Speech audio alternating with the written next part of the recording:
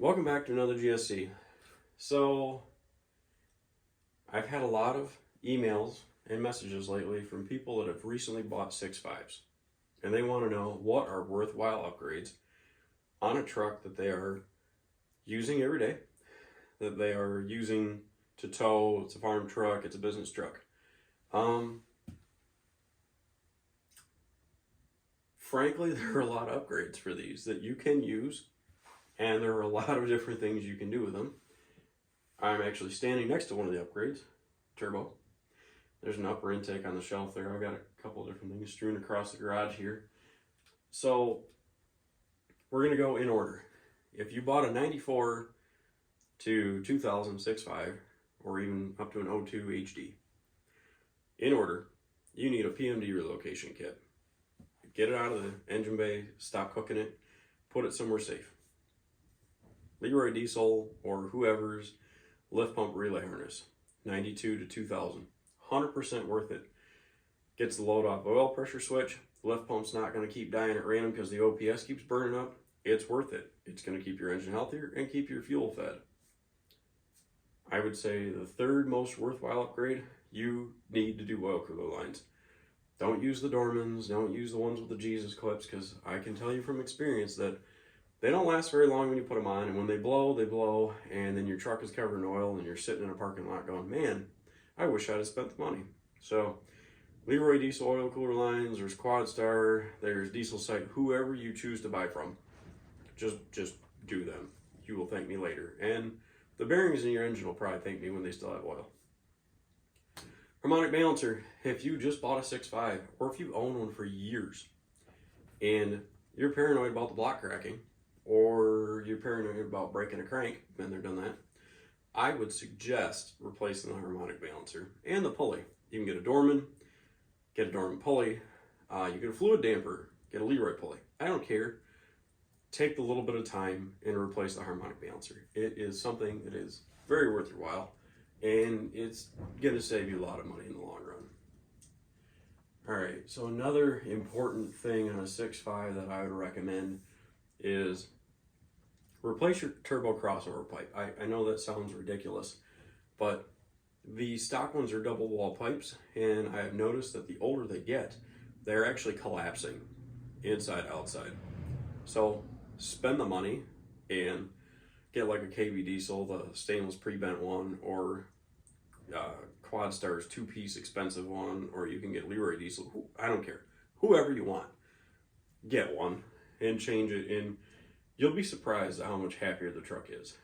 Another thing that I would definitely look at doing is, if you have not replaced your thermostat yet, if the truck has 200,000+ miles on it, or if you've noticed some weird anomalies with cooling, replace the clutch fan, replace the water pump, get a 2000, and so you need a 2000 clutch, a 2000 water pump, and a 2000 fan blade. Or go spend the money for the 2001 Duramax fan blade.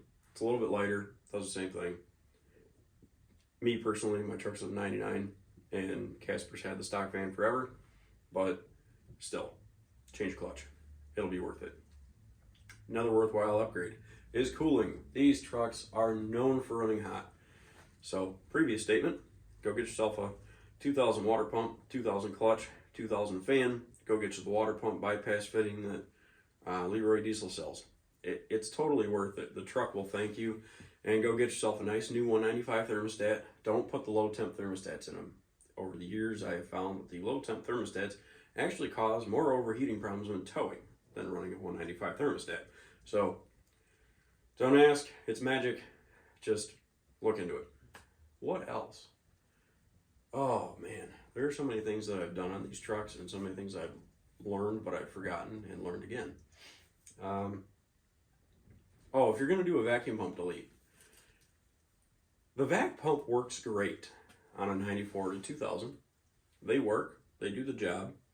I would strongly suggest that if you have an opportunity, if you're trying to keep your truck just bone stock, you don't want to do anything else to it, but you're having boost issues, really look at replacing the wastegate control solenoid, little plastic lines, replace the vac pump, and just keep driving it. I like the idea of a manual wastegate. It's great, but the problem is it keeps it on boost all the time. Whereas the vacuum gate in these brings them on boost only when it needs it. The vac pump will actually force the gate down and keep it out of boost when you're cruising. So when you're cruising, you're making 0 to 2 pounds. Instead of with a spring gate, you're making 4 to 8 pounds. And then when you get on it, you're making 8 to another very large number. So to me, it's worth trying to fix the vac systems on these. Not everybody agrees with me. That's a-okay. The manual wastegates are a good fix. They do the job, but again, keeps them on boost all the time. More boost, more pressure, more heat. You know where this is going. Broke parts. So, something to consider. If you recently purchased a 6.5 and you are having starting problems, just up the wazoo, it's cranks slow, seems sluggish, it's just not quite what you thought it was going to be. Battery cables. Grounds are a huge, huge problem on these trucks. They're very voltage sensitive. And very, very ground sensitive, really. So, get a set of battery cables. Make your own, get them from Leroy, wherever you want to buy them from, get them from Napa. It doesn't matter to me. Get a set of battery cables and a brand new set of batteries. The truck will start 10 times better. And if it's so slow cranking over, even with the jump box on it, new cables and batteries, chances are your starter's kicking the bucket. If the starter's kicking the bucket, go get a Power Master or whatever you fancy. Just remember to put the front brace back on and torque the bolts to spec. Don't reef them in because you will damage the block. And, well, frankly, none of us want that because then your truck is going to be sitting there in pieces. Well, you have to buy a starter relocation bracket and all that other good stuff. It costs a lot of money. So don't do that. Just don't. What else? So we've talked about a PMD, and we've talked about an oil cooler, and we've talked about battery cables, and we've talked about cooling, and we've talked about a couple other items, the vac pump, things that are critical. Talked about the harmonic balancer, that's a known one. The other thing is that the truck is starving. It just feels sluggish, it stalls, it keeps having problems. This is known 92 to 00. This is a problem. The little sock at the bottom of the sending unit, the tank, those are known to clog. And when they clog, the truck will shut off. If you add air to the tank, it will start, it will run for about 10 minutes, and it'll suck that debris back up into that sock, shuts right off. If your truck continues to start and stall, and just keeps getting weaker, check your tank sock. You're probably due for one getting swapped. Now that we've talked about that, we can talk about other things. If the truck is trying to run away, or the truck is stalling or doing other weird things, your 94 to 2000 mainly, check your wiring harness underneath the intake. These trucks are 30 years old. They ain't getting any younger. A lot of times the wires are frayed or they're soaked in diesel, and you've now got a resistance issue, you have ground problems. That right there can cause these trucks to be so sporadic. It can cause symptoms like you need an injection pump replacement. It can cause symptoms like you need to replace sensors for the boost or for intake sensors, for glow plugs. They can do some wild things. I just went through it on Casper, and I walked out one day and shook the harness, and the truck tried to run away on me. And realized real quick, I need to replace that. So if it's getting funky, and you scan it and it's throwing injector pulse codes, if it's throwing a crank sensor code, if it's throwing, obviously do your due diligence and troubleshoot. But a burned PMD harness or main engine harness on a 94 to 2000 can cause them to be erratic. It can cause them to dead pedal. It can cause a lot of problems. So as they get older, consider that. You don't have to if you don't want to, but it's just something to think about.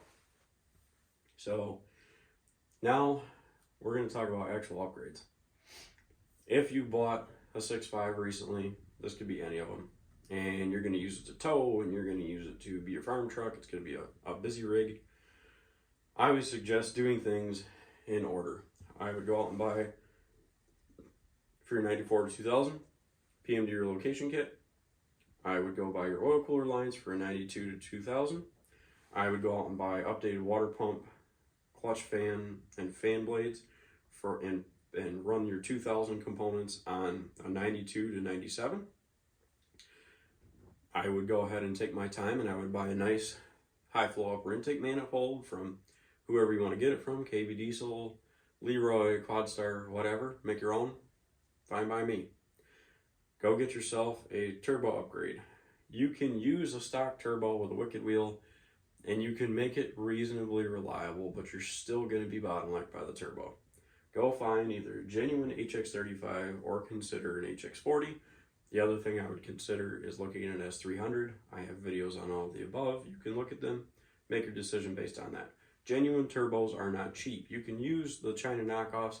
Yes, they'll run good for a while, but the thing is they're still not going to be as good as a top shelf turbocharger. That's just the way it is. The other thing is, if you're going into changing a turbo, you're going to want to do a 4-inch air intake. You're going to want to do a new CDR valve. You're going to want to make sure that it matches up to your upper intake properly. You're going to want to make sure that everything necessary for that turbo is done. So doing your turbo swap, you need a turbo, downpipe flange adapter. You're going to want a drain kit, oil feed adapter fitting, bypass or restrictor fitting. You're going to need an upper intake V-band to make sure everything hooks up right. You're going to need a battery relocation kit for the passenger battery, 4-inch air intake, and that should be it. And then you should be ready to go do truck stuff. If you have a 94 to 2000, you'll need a tune, and that way you can pair it, and the truck will actually perform without defueling or having other issues. So, that said, there's your turbo upgrade. I would do your crossover pipe for sure. Get one from whatever vendor you prefer. Get a 4-inch exhaust. I would put a muffler on it if you still want to be able to hear at the end of the day, or if you really just love the sound of these things. They are pretty sweet. Do your 4-inch exhaust without a muffler. Do straight pipe. Let this thing breathe, because your stock down pipe is squashed like a pancake, and there's not a whole lot of room for activities in there. So get a good down pipe with a full 4-inch system on it and let it breathe. Get a tune, as I said. You can get it from Leroy, Quadstar, whoever you prefer. I like Quadstar's tunes. That is one thing that I give them a lot of credit for, is they know how to tune. And can't take it away from them. They have done great on my 99. They did really good tuning on a 97 and a 94 that I'm close to. And frankly, I would buy another tune from them tomorrow, knowing that that's how the truck is going to perform every time I get in it. Another thing is, if it's a work truck, do your battery cables. Do your batteries, do your starter, go get yourself a nice set of Delco 60G glow plugs, get those put in it, do a fuel filter upgrade, and last but not least, do yourself a lift pump. And the reason I'm putting the lift pump at the end of the list is, if you already have your lift pump relay harness, you're in good shape. But if you're doing the lift pump upgrade, personally go with the FAS. Get the filters, get the harness, get the bracket, do the whole thing, do it right.